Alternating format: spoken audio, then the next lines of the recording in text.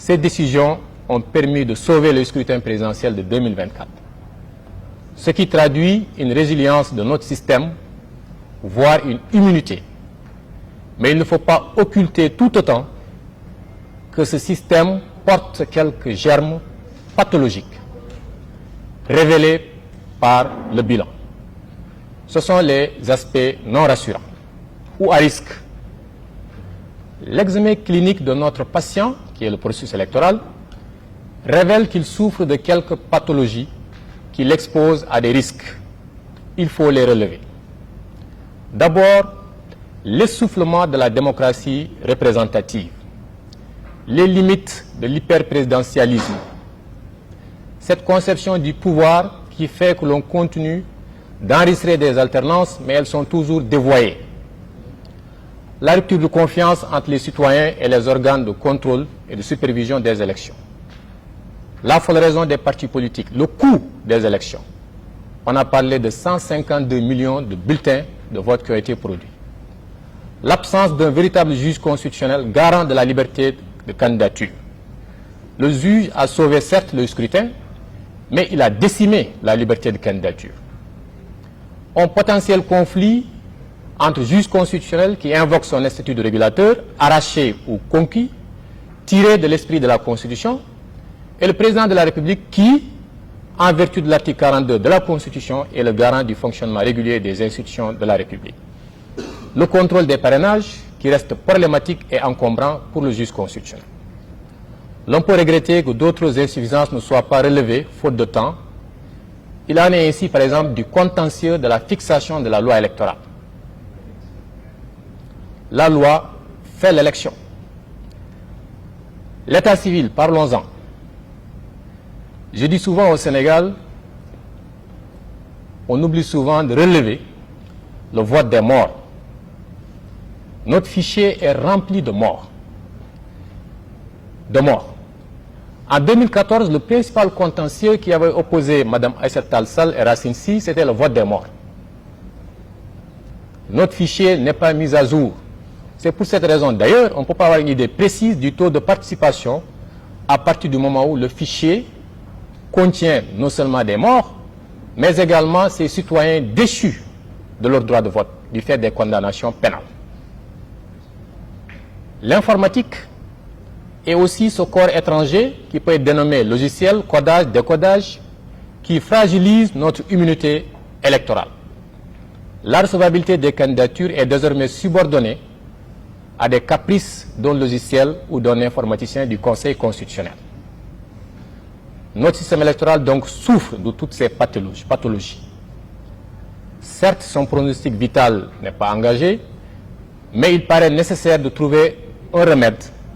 Et c'est ce que cherchait le panel 2 de l'après-midi.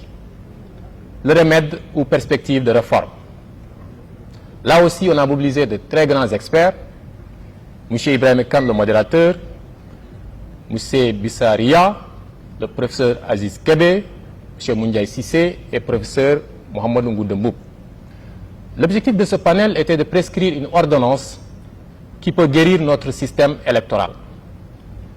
Cette ordonnance comporte des prescriptions thérapeutiques, normatives et organiques qui sont de 3 ordres.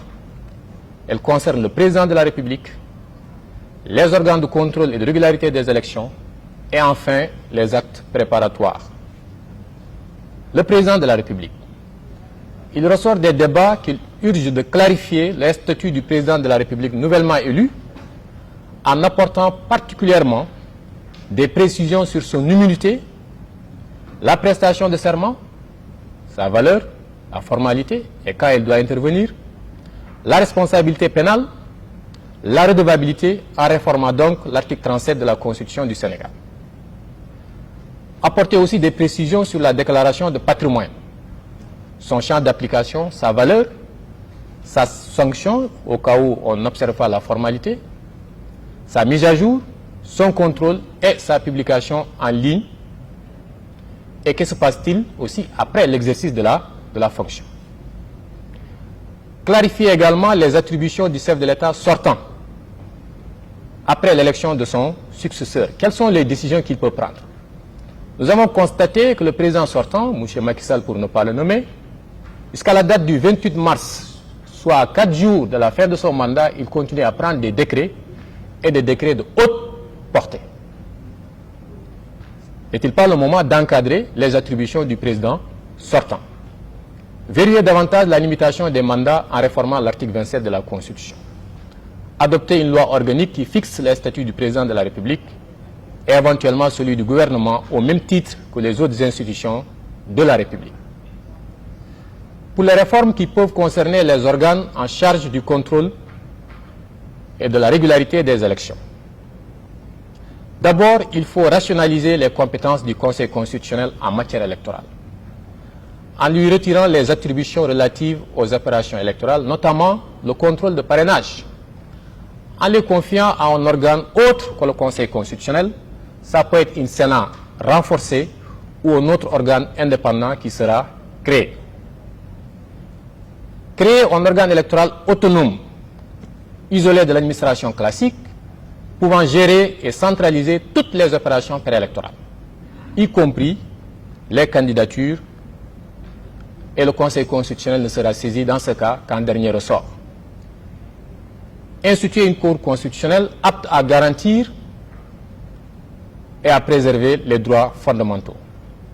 Introduire une dépolitisation de l'administration, surtout celle électorale, en particulier caisse de dépôt et de consignation, la direction des élections.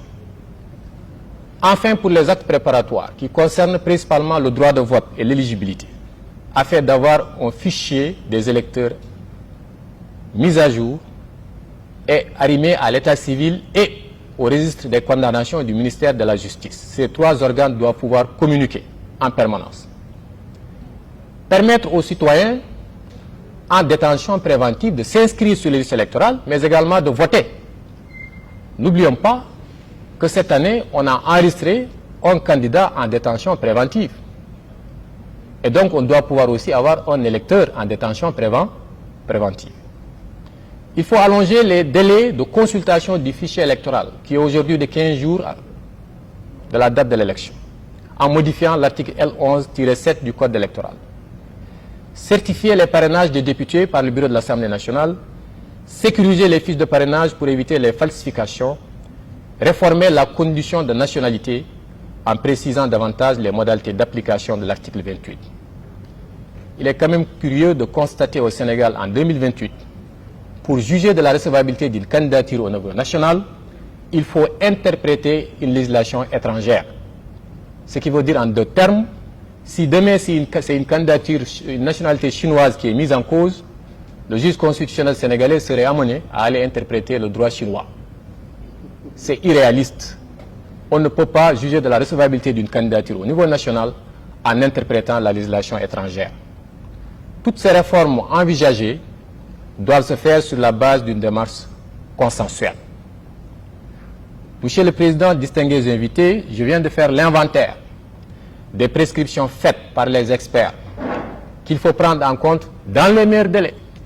Vous vous souvenez certainement de la décision rendue le 15 février 2024. Et quand on prescrit une ordonnance à son patient, on lui donne souvent un rendez-vous. Mesdames et messieurs, je vous donne rendez-vous aux prochaines consultations électorales. Certainement, on reviendra ici pour faire un autre bilan. En attendant, je vous remercie de votre aimable attention.